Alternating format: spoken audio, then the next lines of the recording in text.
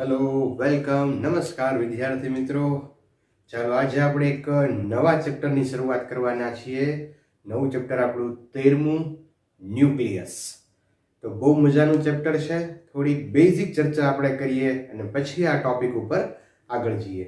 મિત્રો, લાસ્ટ જે ચેપ્ટર આપણું હતું પરમાણુ, એ પરમાણુની અંદર આપણે એવું શીખ્યા હતા કે પરમાણુના કેન્દ્રમાં સમગ્ર દળ અને સમગ્ર ધન વિદ્યુત ભાર છે એ કેન્દ્રિત થયેલો છે, જેને આપણે ન્યુક્લિયસ કહીએ છીએ. ઓકે, ન્યુક્લિયસ છે એ પરમાણુની સંદર્ભમાં આપણે જોઈએ તો ખૂબ જ નાનું એવું છે. સામાન્ય રીતે હું તમને વાત કરું મિત્રો, તો રુથરફોર્ડની ગણતરી મુજબ પરમાણુ જે છે એનું કરતા ન્યુક્લિયસની જે ત્રિજ્યા છે, પરમાણુની ત્રિજ્યા કરતા ન્યુક્લિયસની ત્રિજ્યા છે એ લગભગ 10⁴ ગણી નાની છે. ન્યુક્લિયસની ત્રિજ્યા નાની છે, બરાબર છે? ઓકે, અચ્છા, એ સંદર્ભમાં જોઈએ તો પરમાણુનું કદ છે એની કરતા ન્યુક્લિયસનું કદ છે એ 10⁻12 ગણું નાનું થાય, અથવા તો 10⁻12 ગણું થાય. પરમાણુના કદ કરતા ન્યુક્લિયસનું જે કદ છે લગભગ 10⁻12 ગણું નાનું છે, બરાબર? અથવા તો 10⁻12 ગણું -12 ગણું છે. ટૂંકમાં મારું કહેવાનું એ છે કે પરમાણુ કરતા ન્યુક્લિયસ ઘણો બધો નાનો છે. એનો બીજો જ રીતે હું તમને સંદર્ભ આપું. ધારો કે તમે કોઈ ક્લાસરૂમમાં બેઠા છો અને એક ક્લાસરૂમને તમે પરમાણુ ગણી લ્યો. આ મોટા સંદર્ભમાં આપણે વાત કરીએ કે આખો મોટો ક્લાસરૂમ છે એ પરમાણુ છે, તો એ ક્લાસરૂમની અંદર નાની એવી ટાંચણીનો જે ટોચકું છે ને એ ન્યુક્લિયસ છે. એ ક્લાસરૂમમાં નાની એવી ટાંચણીનું ટોચકું તમે લઈ લો તો એ ન્યુક્લિયસ. તો મોટું પરિમાણની સામે એટલી નાનું એવું ન્યુક્લિયસ છે. હવે પ્રશ્ન એ થાય કે આવું ન્યુક્લિયસ જે પરમાણુ બંધારણ ધરાવતું, પરમાણુ જે બંધારણ ધરાવતું હતું એવું બંધારણ આ ન્યુક્લિયસ ધરાવતું હશે? પરમાણુની અંદર તો ઘણા બધા આપણે ઘટકો જોયા હતા, એમ ન્યુક્લિયસની અંદર કોઈ ઘટકો હશે? ન્યુક્લિયસની અંદર કોઈ કણો હશે? અને જો હશે તો એમની વચ્ચે કઈ બળ લાગતું હશે?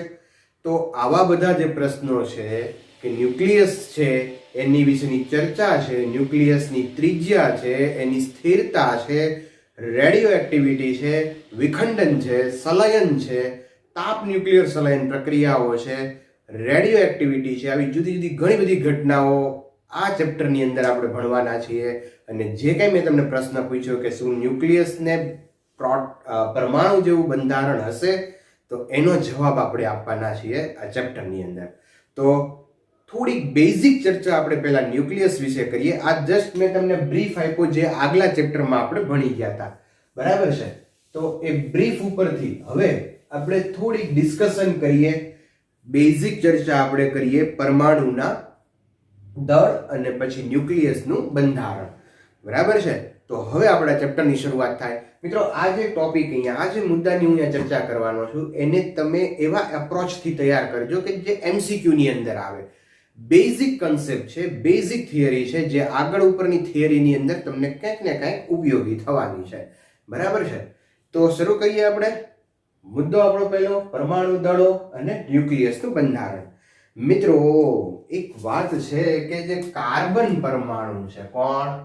કાર્બન C12, એનું દળ છે ને C12 નું દળ છે ને એ 1.99267 into 10⁻26 kg છે.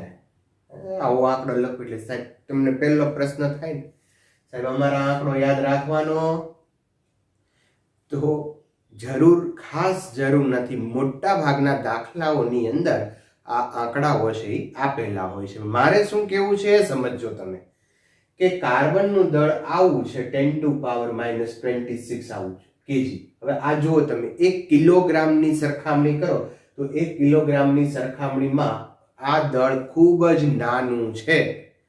તો વ્યવહારિક રીતે કાર્બનનું દળ આવી રીતે બોલાય નહીં.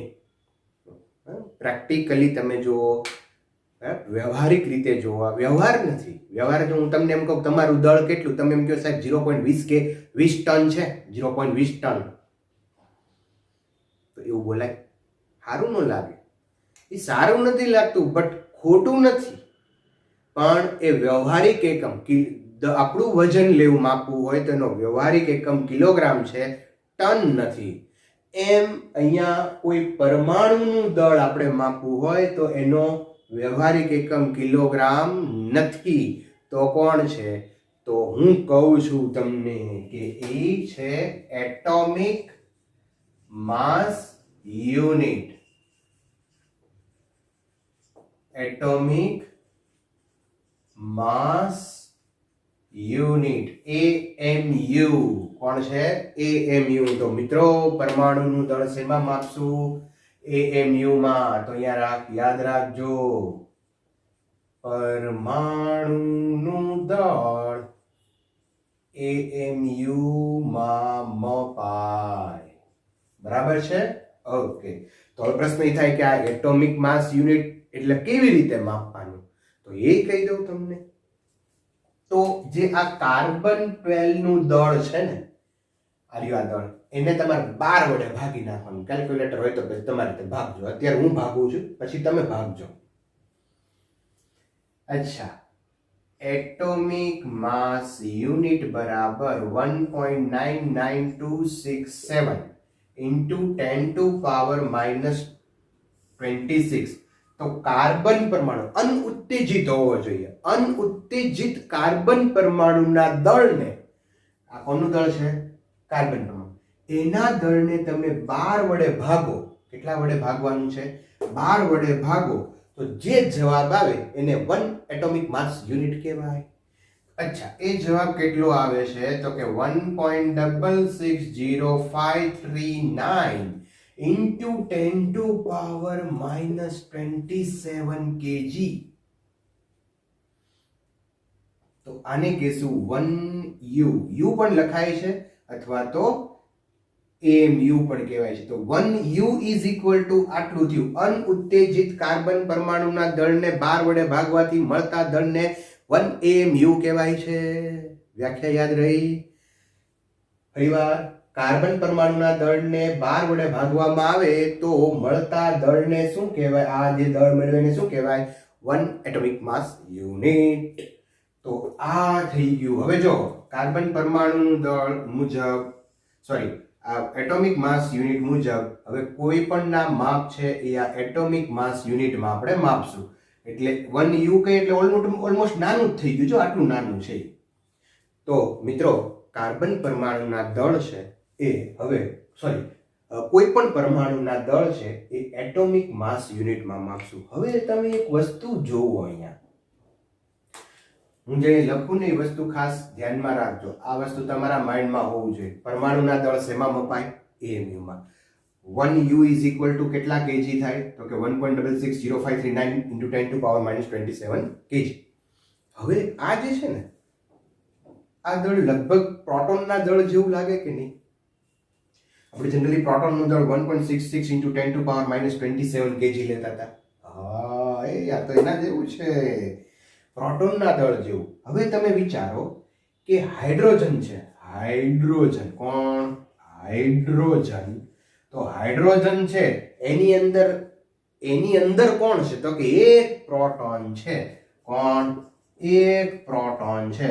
અને એક પ્રોટોનનું દળ આટલું છે. હાઇડ્રોજન છે, એમાં એક પ્રોટોન છે ને એક પ્રોટોનનું દળ આટલું છે. અચ્છા, એમ છે. તો એ તો અમને ખબર હતી. તમે કેમ તમને ખબર હતી? તમે નવું શું કહે? તો નવું એ કહું છું કે કોઈ પણ પરમાણુ, કોઈ પણ તત્વ છે એનું દળ એ હાઇડ્રોજન પરમાણુના દળના ગુણાંકમાં હોય છે.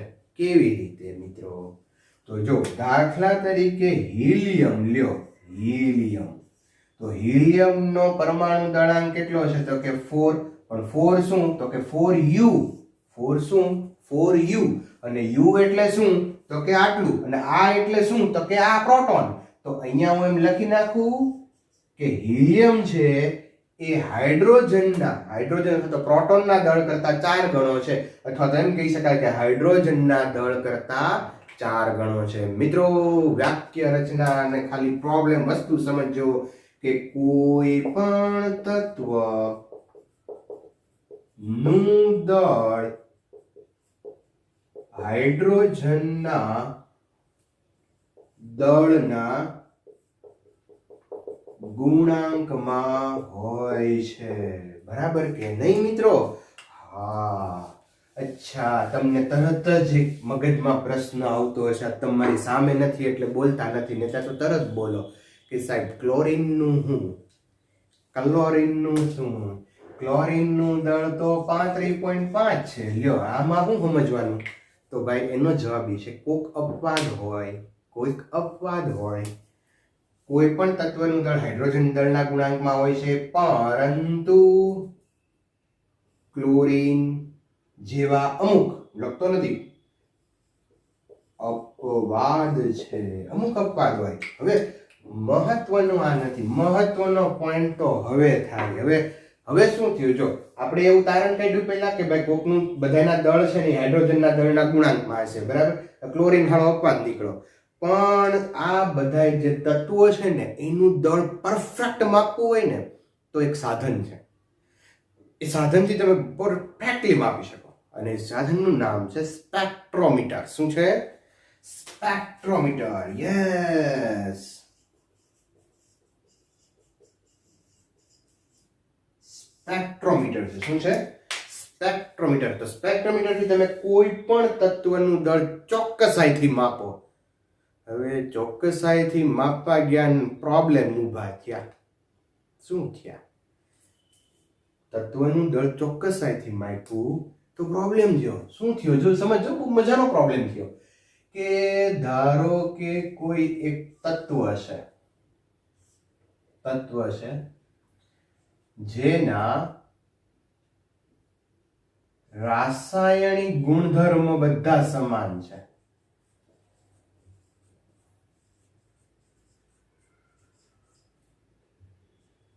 રાસાયણિક ગુણધર્મ સમાન છે અને સમાન એક તત્વના સમાન પરમાણુ આપણે લીધા, તત્વના જ પરમાણુ લીધા. તત્વ એક છે, એના જુદા જુદા પરમાણુ તમે લ્યો તો એ પરમાણુ તો એક ના એક બધા હોવા જોઈએ, તો એ પરમાણુના રાસાયણિક ગુણધર્મ સમાન છે, પણ આરો લોચો ઈ થયો કે દળ જુદા જુદા આવ્યા.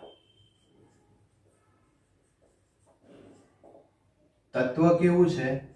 એકનું એક જ છે તત્વ, રાસાયણિક ગુણધર્મો બધાના સરખા હતા, પણ એ દળ જુદા જુદા હતા. હું શું કહેવા માંગુ છું સમજજો. દાખલા તરીકે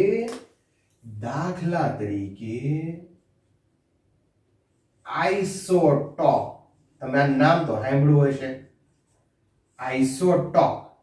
આઇસોટોપ જેને ગ્રીક ભાષામાં આઇસોટોપ કહેતા હતા, કે જેની અંદર આવર્ત કોષ્ટકની અંદર તત્વોના સ્થાન એક જ હતા, પણ એ તત્વના દળ જુદા જુદા હતા.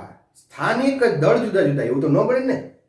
જે સ્થાન હોય તેનું દળ તો એક જ રહેવાનું, પણ સ્થાન એક જ હતા. બોલો લ્યો, આ તો અઘરું કીધું ભાઈ. સ્થાન સમાન પણ દળ જુદા જુદા.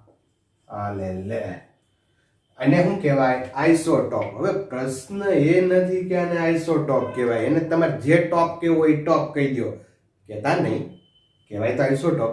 પણ પ્રશ્ન એ નથી કે એને આઇસોટોપ કે, પ્રશ્ન એ છે કે આ દળ જુદા જુદા છે તો આપણે શું લેવાનું? આપણે કયું દળ લઈએ છીએ?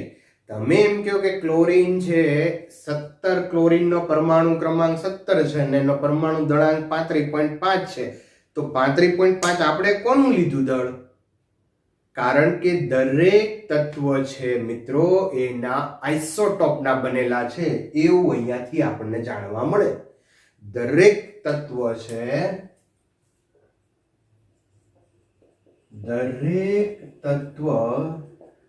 તેના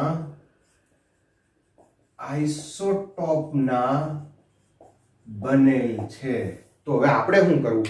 તો આપણે મિત્રો સરેરાશ ભારિત તો ભારિત સરેરાશ દળ લેવાય. ઈ વળી હું આવો ભારે ભારે શબ્દ કેમ આવ્યો? ભારિત સરેરાશ દળ. અચ્છા, એટલે શું હું તમને કહું અને આને હજુ થોડુંક વધારે ક્લિયર કરું કે દાખલા તરીકે ક્લોરીન છે. કોણ છે? દાખલા તરીકે ક્લોરીન છે. તો મિત્રો ક્લોરીન છે ને એ બે આઈસો, આવું કરવાનું નથી, સમજાવવા માટે છે. એનું કાર્ડ નાખો અહીંયા દૂર. અહીંયા ક્લોરીન જે છે એ ધારો કે આ ક્લોરીન છે તો એ બે આઇસોટોપનું બનેલું છે. એમાં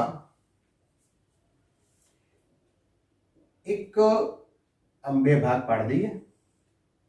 એક ભાગ જે છે એ 75.4% છે. આ ટોટલ 100% છે, એમાંથી એક ભાગ 75.4% છે.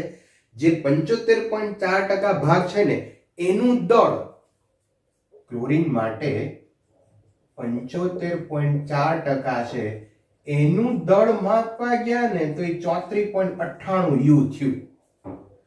અને બીજું જે છે ને આ એ કેટલું થાય તો જો 24.6, ટોટલ તો 100% થવા જોઈએ. બરાબર, આવીનો સરવાળો 100% થવો જોઈએ. તો બીજો જે ભાગ છે ને એનું દળ માપ્યું ને તો આરું ઈ છે ને કેટલું પેલા ટકા લખું અહીંયા 24.6% છે. તો એનું દળ છે ને હારું 36.98 યુ થયું.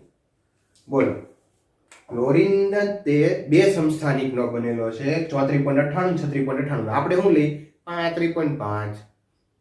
તો એ કેવી રીતે લેવાય છે? તો સરેરાશ ભારિત દળ આપણે આમ લઈશું. જો ભારિત, હું અહીંયા લખું છું, જો એનું સૂત્ર છે ભારિત સરેરાશ દળ. તો અહીંયા મિત્રો પરસેન્ટેજ ગુણ્યા એનું દળ કરવાનું. સૂત્ર આ રીતે યાદ રાખશું, પરસેન્ટેજ મલ્ટીપ્લાય દળ. તો પરસેન્ટેજ કેટલા છે?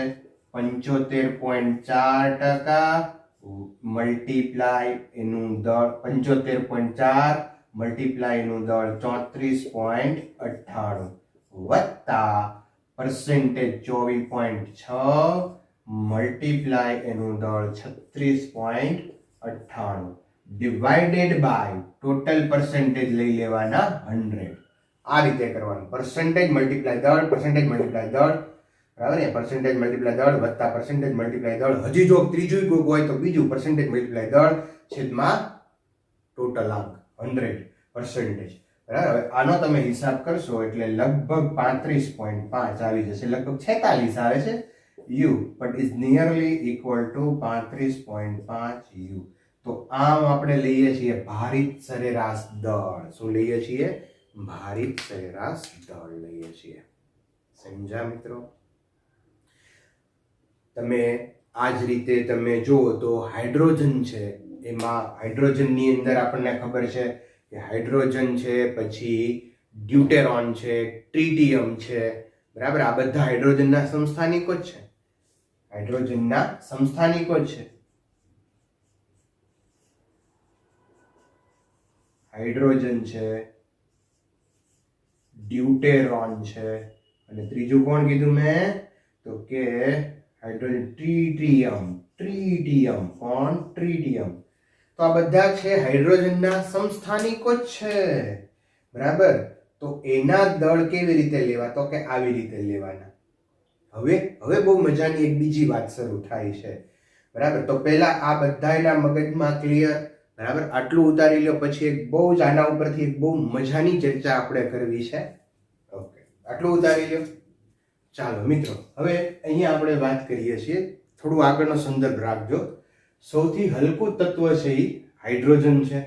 હાઇડ્રોજનનું દળ 1.0078 યુ છે. આને તમે યુનિટ યુ માંથી કેજીમાં ફેરવશો ને, અને કેજીમાં આપણે ફેરવીએ તો 1.66 × 10⁻⁻27 કેજી આવી જશે. 1.67 લખો તો વાંધો નથી, બરાબર. આ જે પ્રોટોનનું એક પ્રોટોન હોય ને હાઇડ્રોજનના ન્યુક્લિયસમાં, એ દળ આવી જશે તમારે, બરાબર.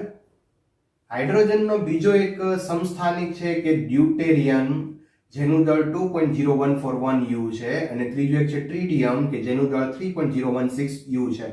સમજજો, હવે સમજજો.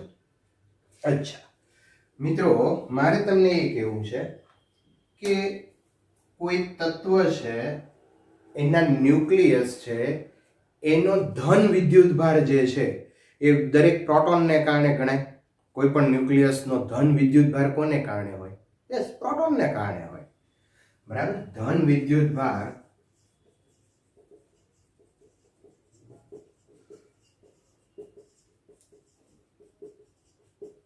પ્રોટોનને કારણે હોય. પહેલા એવું માનવામાં આવતું કે આ જે ન્યુક્લિયસ છે ને, ન્યુક્લિયસમાં પ્રોટોન હશે ને ઇલેક્ટ્રોન અંદર હશે, એવું પહેલા માનતા હતા. પણ પછી એવું નક્કી થયું કે ભાઈ ના ના ના ના, ઇલેક્ટ્રોન ન્યુક્લિયસમાં છે ને, ઇલેક્ટ્રોન તો પરમાણુની બહાર જ હોય છે, અંદર હોતા નથી. બરાબર છે. તો પરમાણુનો જે વિદ્યુતભાર છે એ કોને કારણે છે? ધન વિદ્યુતભાર છે એ પ્રોટોનને કારણે છે. બરાબર. સમજો, બહુ મજાની વાત કરવાનો છું. ઇલેક્ટ્રોન છે એ તો ક્યાં હશે? બહાર હશે. અચ્છા, પરમાણુ સમગ્ર રીતે કેવું? પરમાણુ સમગ્ર રીતે કેવું? તટસ્થ હોય. તો કે જેટલા ઇલેક્ટ્રોન હશે એટલા જ તે પ્રોટોન હશે. Yes or no? યસ. જેટલા ઇલેક્ટ્રોન હશે એટલા જ પ્રોટોન હશે. અચ્છા મિત્રો, ઇલેક્ટ્રોન જે છે, ઇલેક્ટ્રોનની સંખ્યા એટલે કે પરમાણુ ક્રમાંક, જેને આપણે Z વડે બતાવશું. બરાબર. પરમાણુમાં ઇલેક્ટ્રોનનો વિદ્યુતભાર કેટલો? પરમાણુમાં ઇલેક્ટ્રોનનો વિદ્યુતભાર કેટલો? તો કે -Ze થાય. ઇલેક્ટ્રોનનો વિદ્યુતભાર કયો? તો આ સંખ્યા છે એને ગુણ્યા EQ બરાબર Ne. તો આ વિદ્યુતભાર છે. બટ પરમાણુ કેવું છે? પરમાણુ પોતે કેવું છે? તો એ કે તટસ્થ છે. હવે તટસ્થ હોય એનો અર્થ શું થાય? કે ન્યુક્લિયસમાં કેટલા વિદ્યુતભાર હશે?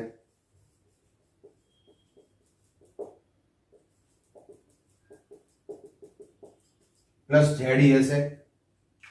સમજ્યા? એટલે કે જેટલા ઇલેક્ટ્રોન હશે ને એટલા જ પ્રોટોન હશે, વધારે નહીં હોય, કારણ કે પરમાણુ પોતે તો તટસ્થ છે. હવે મજાનું કામ થયું અહીંયા. જો સમજો કે હાઇડ્રોજન જે છે, હાઇડ્રોજન છે એનો આ ન્યુક્લિયસ છે. હાઇડ્રોજનમાં અહીંયા ઇલેક્ટ્રોન કેટલા? એક.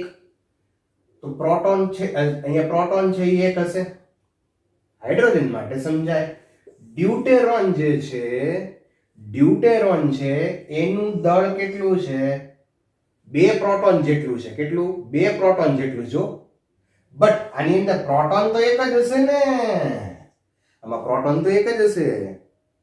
આનું દળ કેટલું છે? તો કે 2.0141 છે. બટ આમાં પ્રોટોન તો એક જ હશે ને, કારણ કે પરમાણુ પોતે કેવો? તટસ્થ. એક ઇલેક્ટ્રોન હોય તો એક પ્રોટોન હોય. એ હાઇડ્રોજન હોય, ડ્યુટેરિયમ હોય કે ટ્રિટિયમ હોય. ટ્રિટિયમ લ્યો તમે, ટ્રિટિયમ, તો એનું દળ કેટલું હશે? એમાં પ્રોટોન કેટલા હશે? એક જ હશે. અને આનું દળ કેટલું છે? તો કે આનું દળ 3 point something છે, આનું 2 છે અને આનું 1 છે. તો આનું 1 છે તો આનું 2 છે, એનો અર્થ એમ થયો કે આની અંદર 2 પ્રોટોન હોવા જોઈએ. આમાં 2 પ્રોટોન હોવા જોઈએ, આમાં 3 પ્રોટોન હોવા જોઈએ. ના, એવું તો નહીં થાય, કારણ કે જો 2 પ્રોટોન હોય ને એક ઇલેક્ટ્રોન હોય તો પાછું પરમાણુ તટસ્થ રહે નહીં, એટલે પ્રોટોન તો નથી આમાં. તો હવે હું સમજવાનું, લોચો થયો, પાછો મોટો લોચો થયો. સમજ્યા તમે અહીંયા કે પરમાણુ પોતે તો તટસ્થ છે, તો પછી આ જે એનો સમસ્થાનિક છે, હાઇડ્રોજનના જે સમસ્થાનિક છે એના દળ મારે કેમ તમને સમજાવવા?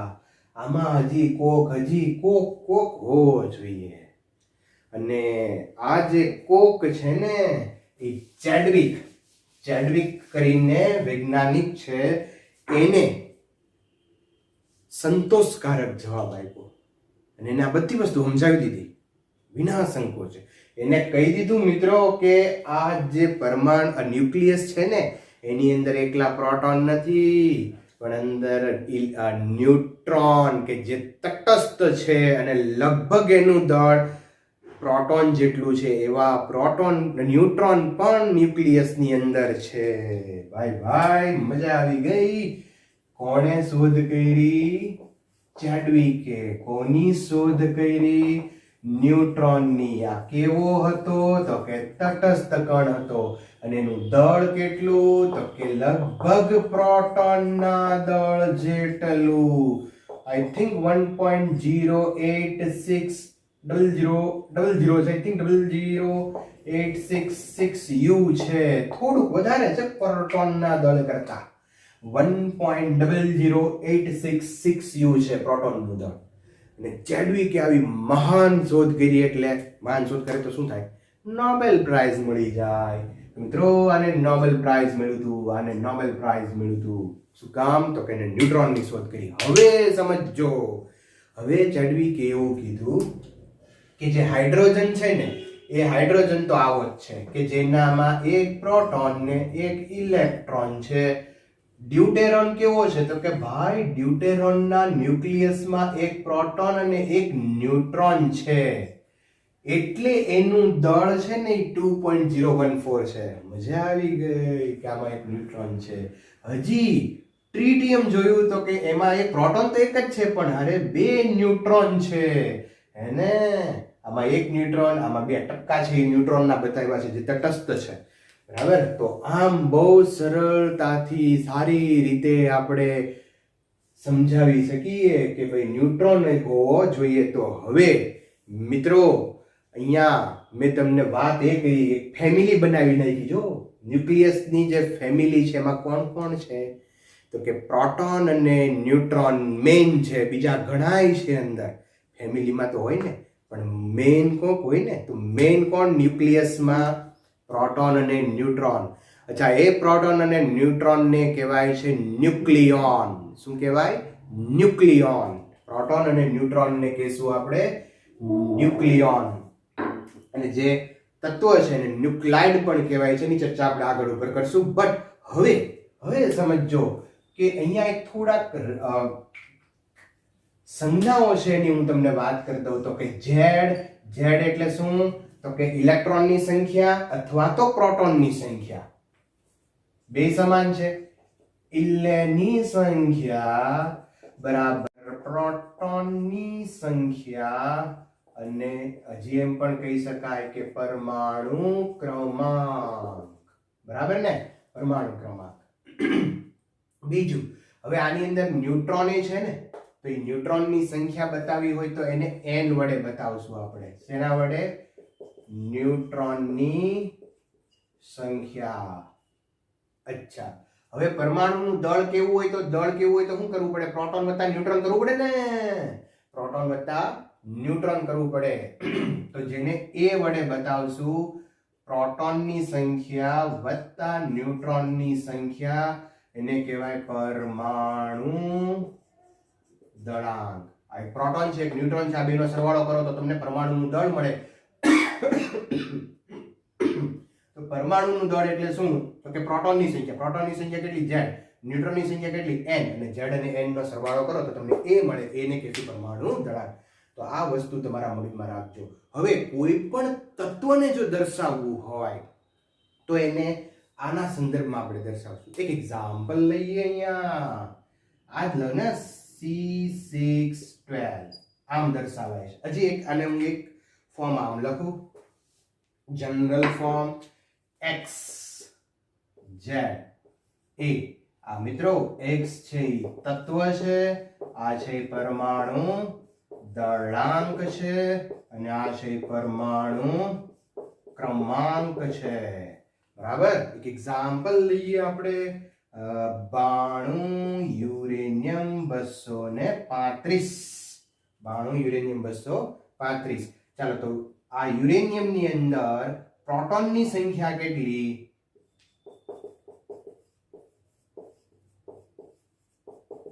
92. ઇલેક્ટ્રોનની સંખ્યા કેટલી? તો કે 92. બરાબર? ઇલેક્ટ્રોનની સંખ્યા કેટલી? 92. અચ્છા, હું ઇલેક્ટ્રોનની સંખ્યા બતાવતો નથી એટલા માટે કારણ કે એ બધા ક્યાં છે?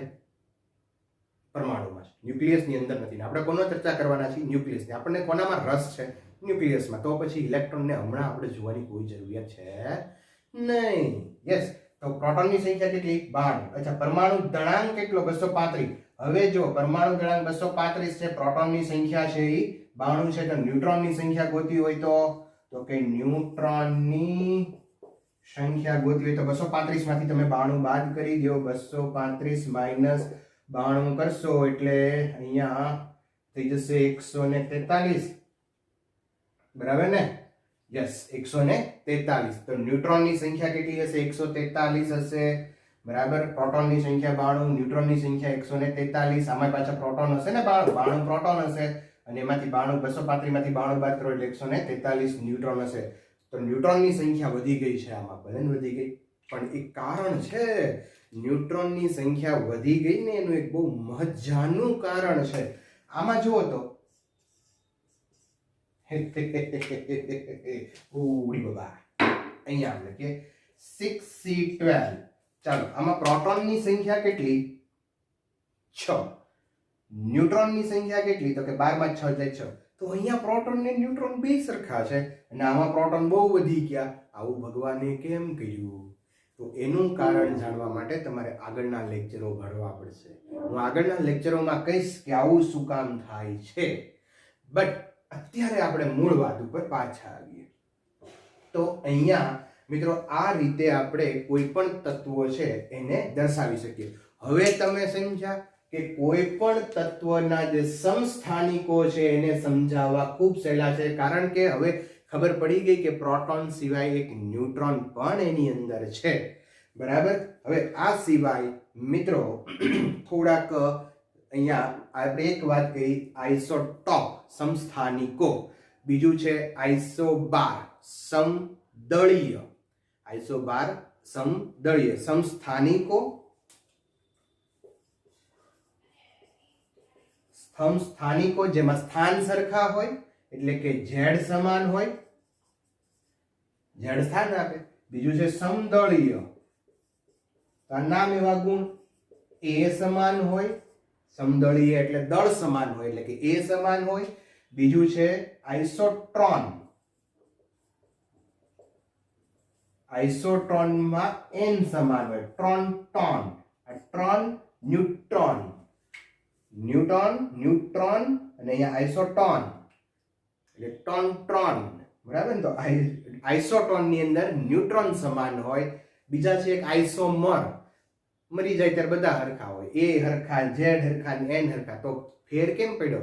તો કે ફેર એવું રીતે પડે છે, એના રેડિયો એક્ટિવ ગુણધર્મ જુદા હોય છે. એની ચર્ચા અત્યારે નહીં કરીએ આપણે. મિત્રો એક કામ તમારે હોમવર્કમાં કરવાનું છે. તમે ટેક્સ્ટ બુક, એનસીઆરટી ની ટેક્સ્ટ બુક વાંચો, બીજી કોઈ પણ બુક વાંચો, ગમે ત્યાંથી મને આના એક્ઝામ્પલ તમારે કોમેન્ટમાં લખવાના છે. સમસ્થાનિકોના તમને કીધા 1H2 હાઇડ્રોજન જે છે આને આપણે બતાવી શકીએ આમ 1H1. બોલો હવે. હા, આને બતાવવું હોય તો 1H2. હા, આને બતાવવું હોય તો 1H3. અચ્છા, તો જો સમસ્થાનિકો એટલે ઝેડ સમાન, આનો Z1, આનો Z1, આનો Z1. તો આ સમસ્થાનિકોનું મેં તમને એક્ઝામ્પલ આપ્યું.